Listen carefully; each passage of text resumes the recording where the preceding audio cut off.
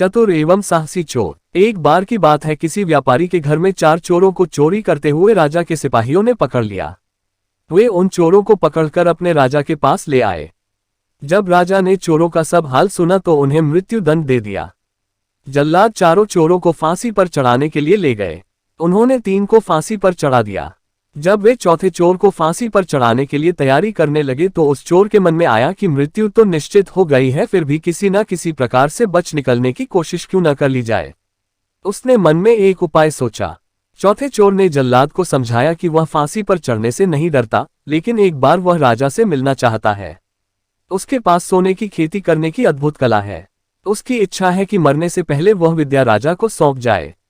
जल्लादों ने चौथे चोर की बात अपने राजा को कह सुनाई। राजा की आज्ञा पाकर उसे राजा के दरबार में लाया गया। वहां पर भी राजा को सोने की खेती की बात सुनाई।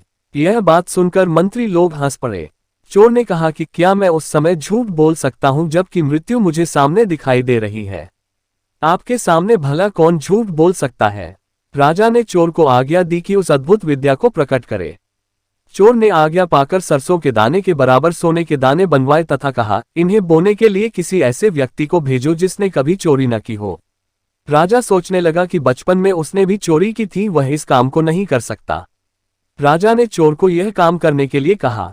चोर ने कहा, यदि मुझसे यह काम होता तो क्या मैं चोरी ही करता।